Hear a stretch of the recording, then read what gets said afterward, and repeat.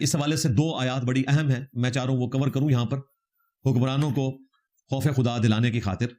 ایک سورۃ الحدید کی آیت نمبر 25، لقد ارسلنا رسولنا بالبینات، بے شک ہم نے اپنے رسولوں کو بھیجا روشن دلائل کے ساتھ، نشانیوں کے ساتھ، معجزات کے ساتھ، وَأَنزَلْنَا مَعَهُمُ الْكِتَابَ، اور ان کے ساتھ ہم نے کتاب بھی نازل کی، صحائف بھیجے، والمیزان، اور عدل کی ترازو بھی ہم نے نازل کی، یعنی جس خدا نے پیغمبروں کو اور کتابوں کو بھیجا اسی نے عدل کی ترازو بھی نازل کی ہے، لِيَقُومَ النَّاسُ بِالْقِسْطِ، تاکہ لوگ انصاف پر قائم رہیں، یعنی انبیاء اور کتابوں کے آنے کا مقصد یہ ہے کہ لوگوں میں انصاف قائم ہو، اور یہ کس نے قائم کرنا ہے؟ حکمران وقت نے۔ اسے انشور کس نے کرنا ہے؟ جوڈیشری نے، عدالتوں نے۔ تو انبیاء کرام اور کتابوں کا اولین مقصد لوگوں میں انصاف کو قائم کرنا ہے، ان کے بیسک رائٹس جو ہیں ان تک پہنچائے جائیں۔ دوسری آیت سورہ صاد کی کمال آیت ہے، اللہ تعالیٰ اپنے پیغمبروں سے کیا فرما رہا ہے؟ سیدنا داود علیہ السلام ایسے پیغمبر تھے جنہیں اللہ تعالیٰ نے حکومت بھی دی تھی بنی اسرائیل میں، ان سے اللہ تعالیٰ ارشاد فرما رہا ہے، یا داود، اے داود، انا جعلناک خلیفۃ فی الارض، بے شک ہم نے تجھے زمین پر اپنا خلیفہ بنایا ہے۔ ویسے تو تمام انسانیت ہی اللہ کی خلیفہ ہے، لیکن انہیں حکومت بھی ملی تھی اور ان کے بیٹے سلیمان علیہ السلام کو بھی۔ فاحکم بین الناس بالحق، تو دیکھنا داود، لوگوں کے درمیان فیصلہ کرنا ہے تم نے حق کے ساتھ۔ اس کے بعد ذرا گاڑا فتویٰ سنیں اللہ کی طرف سے، اور یہ ہمیں سمجھانے کے لیے تھا کہ جب اللہ تعالیٰ اپنے پیغمبروں کے ساتھ اس سٹائل میں گفتگو کر رہا ہے تو باقی تو شاہی کوئی نہیں۔ وَلَا تَتَّبِعِ الْهَوَىٰ، اور اے داود خواہش نفس کی پیروی نہ کرنا، فَيُضِلُّكَ عَن سَبِيلِ اللَّهِ، پس وہ تمہیں اللہ کے راستے سے بہکا دے گی۔ کون؟ خواہش نفس۔ کسے کہا جا رہا ہے؟ داؤد علیہ السلام کو۔ سمجھایا کسے جا رہا ہے؟ پوری انسانیت کو۔ ابھی بھی بات ختم نہیں ہوئی۔ ان الذین یضلون عن سبیل اللہ، بے شک وہ لوگ جو اللہ تعالیٰ کے راستے سے گمراہ ہو جاتے ہیں اپنی نفسانی خواہش کی پیروی میں، اور حکمران ہوتے ہوئے وہ انصاف قائم نہیں کرتے، لہم عذاب شدید، ایسے لوگوں کے لیے شدید عذاب ہونے والا ہے قیامت کے دن، بما نسوا یوم الحساب، بسبب اس کے کہ انہوں نے قیامت کے دن کی جواب دہی کو بھلا دیا تھا۔ یہ خطاب ہو رہا ہے داؤد علیہ السلام کو، آپ اندازہ کریں، باقی تو شاہی کوئی نہیں۔ آج کے حکمران کیا شاہ ہیں؟ داؤد علیہ السلام پیغمبر۔ اس کانٹیکسٹ میں حافظ ابن کثیر ایک زبردست واقعہ لے کر آئے جو کئی ایک کتابوں میں رپورٹ ہوا ہے، تفسیر ابن جریر امام طبری کی اس میں بھی آیا، انہی سے انہوں نے نقل کیا۔ ولید بن عبد الملک جب حاکم وقت بنا، یہ عبد الملک بن مروان کا بیٹا تھا، اور اسی نے اپنے چھوٹے بھائی سلیمان بن عبد الملک کو معزول کر کے اپنے بیٹے کو خلیفہ نامزد کیا، جس کی مخالفت کی تھی عمر بن عبد العزیز نے، جو ان کا بہنوئی بھی لگتا تھا اور مدینے کا گورنر بھی۔ اور اسی دوران ولید مر گیا، سلیمان بن گیا، سلیمان نے ولید کے سارے گورنر ہٹا دیے، اسی میں حجاج ابن یوسف کا بھی رگڑا نکل گیا اور آپ کے محمد بن قاسم کا بھی رگڑا نکل گیا۔ اور چونکہ عمر بن عبد العزیز نے سلیمان بن عبد الملک کا ساتھ دیا ہوا تھا، اسی وجہ سے سلیمان نے جاتے جاتے عمر بن عبد العزیز کو خلیفہ بنا دیا، اور دوبارہ سے 2-2.5 سال کے لیے مسلمانوں کو خلافت راشدہ نصیب ہوئی۔ یہ وہ ولید بن عبد الملک ہے، یعنی یہ پہلی صدی کی بات ہو رہی ہے، ہزاروں صحابہ زندہ ہیں۔ ولید بن عبد الملک کے پاس امام ابو زرع آئے، المتوفا 103 ہجری، یہ شامی ایک امام ابو زرع ہے، ایک وہ محدث ابو زرع ہے، وہ 3 صدی ہجری میں، وہ اور ہیں۔ تو ولید نے ان سے پوچھا کہ جو خلیفہ وقت ہوتا ہے، کیا اللہ تعالیٰ کے حضور اس کا بھی کوئی حساب و کتاب ہوگا؟ آپ اندازہ کریں کیسا دماغ خراب ہوتا ہے حکمرانوں کا۔ تو امام ابو زرع نے کہا کہ سچ بتا دوں آپ کو؟ انہوں نے کہا ہاں جی بتائیں، میں تمہیں جان کی امان دیتا ہوں، جو ہمارا بھی مشہور ہے، جان کی امان پاؤں تو عرض کروں۔ جب جان کی امان ملی تو امام ابو زرع نے کہا کہ اے امیر المومنین، آپ سے بہت بڑھ کر جس کا مرتبہ تھا وہ سیدنا داؤد علیہ السلام تھے، اور داؤد علیہ السلام کے بارے میں اللہ تعالیٰ قرآن میں فرما رہا ہے، یا داود انا جعلناک خلیفۃ فی الارض فاحکم بین الناس بالحق ولا تتبع الہوی فَيُضِلَّكَ عَن سَبِيلِ اللَّهِ، اے داؤد اگر تو نے بھی انصاف کے ساتھ فیصلہ نہ کیا اور تو نے اپنے خواہشات نفسانی کی پیروی کی تو تو بھی اللہ کے راستے سے بہک جائے گا۔ تو امیر المومنین تو سیدھے شاہی کوئی نہیں، اصل میں وہ یہ کہہ رہے تھے۔ یہی واقعہ ابن شہاب زہری المتوفا 124 ہجری، جو امام ابو حنیفہ کے استاد ہیں، ان کے حوالے سے بھی آیا کہ اسی ولید کے پاس جب یہ آئے تو ولید نے ان سے پوچھا کہ میں نے سنا ہے کہ جب اللہ تعالیٰ دنیا میں کسی کو حکمران بناتا ہے تو اس کی صرف نیکیاں لکھی جاتی ہیں، گناہ نہیں لکھے جاتے۔ تو ذرا دماغ خراب ہو آیا، حالانکہ سب سے زیادہ اس کے گناہوں سے عوام نے افیکٹ ہونا ہے، اس کے تو گناہ لکھے جانے چاہیے۔ تو کیا کہ میں نے تو لوگوں سے یہ سنا ہے کہ خلیفہ وقت کی صرف نیکیاں لکھی جاتی ہیں، گناہ اللہ تعالیٰ ویسے ہی درگزر کر دیتا ہے، کیونکہ اسے اللہ نے جو خلیفہ بنایا ہوا ہے، وہ تو نمرود کو بھی اللہ نہیں بنایا تھا، فرعون کو بھی اللہ نہیں بنایا تھا۔ تو ابن شہاب زہری نے کہا کہ اگر میں جان کی ایمان پاؤں تو پھر سچ سچ بتا دوں آپ کو، آپ تو شاہی کوئی نہیں ہے۔ داؤد علیہ السلام کے بارے میں قرآن میں یہ آیت آئی ہے۔ تو پھر اس پہ ولید نے کہا کہ ہمارے عوام ہمیں ہمارے دین سے گمراہ کر دیتے ہیں۔ بالکل، یہ آج تک ویلڈ ہے۔ یہ جتنے پولیٹیکل لیڈرز ہیں ان کے عوام گمراہ کرتے ہیں۔ یہ اس وقت بھی آپ دیکھ رہے ہیں نا کہ ایک پولیٹیکل جماعت وہ کہیں کچھ راستہ نکالنے کی کوشش کرتی ہے تو چند یوٹیوبرز ایسا گمراہ کرتے ہیں، وہ اپنے بیانیے کے نیچے دب جاتے ہیں، بندہ بیچارہ ایک ہی تکلیف اندر کاٹ رہا ہے، باقی تو سارے اس کے نام کے اوپر یاشی کر رہے ہیں۔ عوام گمراہ کر دیتے ہیں، آج تک عوام گمراہ کر رہے ہیں۔ کبھی امیر المومنین، کبھی امت مسلمہ کا لیڈر، کبھی کچھ بنا کے پیش کریں گے، یہ عوام دماغ خراب کرتے ہیں۔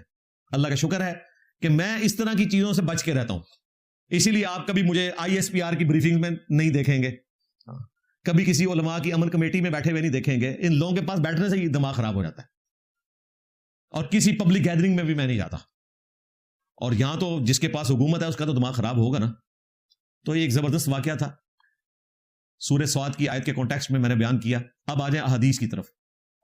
صحیح بخاری اور صحیح مسلم دونوں میں وہ مشہور حدیث ہے، اللہ کے محبوب صلی اللہ علیہ وآلہ وسلم نے فرمایا تم میں سے ہر شخص نگہبان ہے اور اس سے اس کی رعیت کے بارے میں، سب آرڈینیٹس کے بارے میں پوچھا جائے گا۔ پہلے نمبر پہ آپ نے فرمایا کہ حکمران اپنی رعایا کے اوپر نگہبان ہے، اس سے قیامت والے دن اللہ تعالیٰ پوچھے گا۔ اور پھر اللہ کا پوچھنا تو آپ کو پتہ ہے، فَمَن يَعْمَلْ مِثْقَالَ ذَرَّةٍ خَيْرًا يَرَهُ، اگر ذرے کے برابر نیکی کی ہوگی نا وہ بھی آ جائے گی، لیکن ساتھ ہی سائملٹینیس کنٹراسٹ ہے، وَمَن يَعْمَلْ مِثْقَالَ ذَرَّةٍ شَرًّا يَرَهُ، اگر ذرے کے برابر بھی گناہ کیا تو پکڑے جاؤ گے، تمہارے سامنے نامہ اعمال رکھ دیا جائے گا۔ پھر نبی اسلام نے فرمایا ایک مرد اپنی بیوی اور بچوں کے اوپر حکمران ہے، اسے ان کے بارے میں پوچھا جائے گا ان کے حقوق پورے کیے یا نہ کیے۔ اور ایک عورت اپنے خاوند کے بال اور بچوں کے اوپر حاکم ہے، اس سے پوچھا جائے گا اس نے اپنا حق پورا کیا یا نہیں کیا۔ پھر ایک اور حدیث ہے بخاری اور مسلم میں، جو حکمران مسلمانوں کا ذمہ دار ہو اور وہ ان کے ساتھ مخلص نہ ہو، دو نمبری کرے یہاں تک کہ اسے موت آ جائے، ایسے حکمران پہ جنت حرام ہے۔ اندازہ کریں، یہاں پہ لوگ شیروانی پہننے کے شوق میں، بیج لگانے کے شوق میں، اور وہ گون پہننے کے شوق میں نے تینوں بڑوں کا ذکر کر دیا، چاہے عدلیہ سے ہوں، اسٹیبلشمنٹ کے ہوں یا پولیٹیکل لیڈرز ہوں، پیش رہتے ہیں، انہیں پتہ ہی نہیں ہے کہ جنت حرام ہونے والی ہے اگر تم نے اخلاص نہ کیا عوام کے ساتھ۔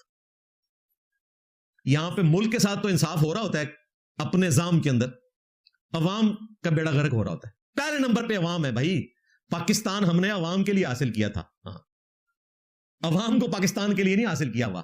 اگر عوام کو انصاف نہیں ملتا تو یہ رہنے کی سرزمین جو تھی ہماری، اس سے بہتر تھا کہ ہم ہجرت کر جاتے۔ اور آج یہی ہو رہا ہے کہ جن لوگوں نے اپنی حفاظت کرنی ہوتی ہے وہ یورپ اور امریکہ میں جا کے انہیں بتاتے ہیں کہ اسلام از اے ریلیجن آف پیس، اور کوئی گورا پوچھ لے کہ پھر اتنے کے لینڈ آئے ہو، پیس تو وہاں پہ ہے، منہ آٹھ ڈھکے بہ جاؤ گے، پھر جواب کوئی نہیں ہوئے گا۔ ایک اور حدیث ہے بخاری اور مسلم میں، اللہ جسے حکمران بنائے اور وہ اپنے عوام کے ساتھ خیر خواہی نہ کریں تو ایسے حکمران جنت کی خوشبو بھی نہیں پائیں گے۔ جنت میں جانا تو دور کی بات، خوشبو بھی نہیں آئے گی جنت کی ایسے حکمران کو جس نے عوام الناس کے ساتھ خیر خواہی نہ کی۔ ایک اور حدیث ہے، وہ بھی بخاری اور مسلم دونوں میں ہے، قیامت کے دن ہر عہد شکنی کرنے والے کے لیے ایک جھنڈا بلند کیا جائے گا تاکہ لوگ دور سے اسے پہچان لیں، اور کہا جائے گا یہ فلاں بن فلاں کا جھنڈا ہے جس نے عہد شکنی کی، یعنی جو اس نے حلف اٹھایا تھا اس کی پاسداری اس نے نہیں کی، چاہے وہ جوڈیشری میں تھا، پرائم منسٹر تھا، آرمی چیف تھا، کوئی بھی تھا، اگر اس نے اپنے حلف کے ساتھ وفاداری نہیں کی، عہد شکنی کی، اس کے لیے وہ جھنڈا بلند کیا جائے گا، جو پنجابی میں بھی کہا جاتا ہے چنڈے چڑھنا، وہ واقعی جھنڈا چڑھے گا لیکن نیگیٹو جھنڈا، اور بتایا جائے گا یہ اس کی عہد شکنی کا نتیجہ ہے، اور جتنا بڑا کوئی عہد شکن ہوگا اتنا ہی اونچا اس کا جھنڈا ہوگا، اور بتایا جائے گا یہ اتنا بڑا بے ایمان ہے۔ اور مسلم شریف میں تو الفاظ ہیں آگاہ ہو جاؤ حکمران سے بڑھ کر کسی کی عہد شکنی نہیں ہے، یعنی یہ جنرل حدیث ہے، جو بھی عہد شکنی کرے، صرف حکمران نہیں، سرکاری نوکری کرنے والے بھی، پرائیویٹ نوکری کرنے والے بھی، کاروبار کرنے والے بھی عہد شکنی کرتے ہیں، جی رقم تو وصول کر رہے ہیں، وہ فروٹ بیچنے کی بڑی رقم اور دے رہے ہیں گلا سڑا فروٹ چھپا کے، وہ بھی عہد شکنی کر رہے ہیں۔ یہ تمام عہد شکن لوگوں کے لیے، یہ نہ سمجھیے گا کہ اس سے مراد پرائم منسٹر یا آرمی چیف اور چیف جسٹس ہوگا، نہیں، جو جہاں جہاں بیٹھا ہوا ہے عہد شکن۔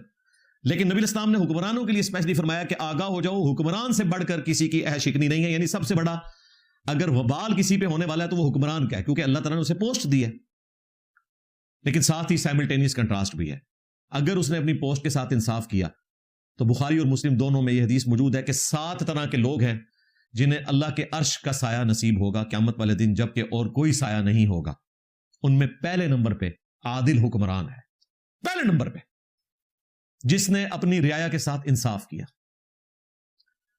دوسرے نمبر پہ وہ شخص جو اکیلے میں بیٹھ کے اپنے رب کو یاد کرے اور اس کی آنکھوں میں آنسو آ جائے۔ تیسرا وہ شخص جس کا دل ہر وقت مسجد میں اٹک رہا ہو، یعنی وہ نماز پڑھ کے نکلے تو خواہش ہو کہ دوبارہ اگلی نماز کا وقت آئے تو میں مسجد میں آ جاؤں۔ چوتھا وہ شخص جس نے جوانی میں توبہ کی، اللہ کے راستے پر آ گیا، در جوانی توبہ کردن شیوہ پیغمبری، یعنی یہ پیغمبروں کا شیوہ ہے جوانی میں خدا کو رسپانس کرنا، بڑھاپے میں تو شیر بھی شکار کرنا چھوڑ دیتا ہے۔ اس کے بعد وہ شخص کہ جو دائیں ہاتھ سے صدقہ کرے اور بائیں کو خبر نہ ہو، یعنی چھپا کر صدقہ کرے، اعلانیہ بھی جائز ہے لیکن چھپا کے کرنا افضل ہے۔ پھر وہ شخص بھی جسے کوئی اعلیٰ نسب کی عورت، خوبصورت عورت برائی کی طرف آمادہ کرے اور وہ کہے کہ میں خدا کے خوف کی وجہ سے اس برائی سے بچتا ہوں، اور وہ 2 لوگ جو ہمیشہ اللہ کی محبت پہ ایک دوسرے کے ساتھ ملیں اور جب جدا ہوں تو اللہ کی محبت پر جدا ہوں، جس طرح ہم یہاں پہ اللہ کی محبت کی وجہ سے بیٹھے ہوئے ہیں، اور جب ہم یہاں سے اٹھیں گے تو خدا کی محبت پہ ہی جدا ہوں گے، اور انشاءاللہ دوبارہ اگلے سنڈے کو توفیق ملے گی تو اللہ کی محبت پہ ہی ہم انشاءاللہ اکٹھے ہوں گے انشاءاللہ تعالی۔ تو یہ 7 طرح کے لوگ ہیں جنہیں اللہ کے عرش کا سایہ نصیب ہونے والا ہے اس دن جس دن کوئی اور سایہ نہیں ہوگا۔ اللہم اجعلنا منہم مع النبیین والصدیقین والشہداء والصالحین، آمین۔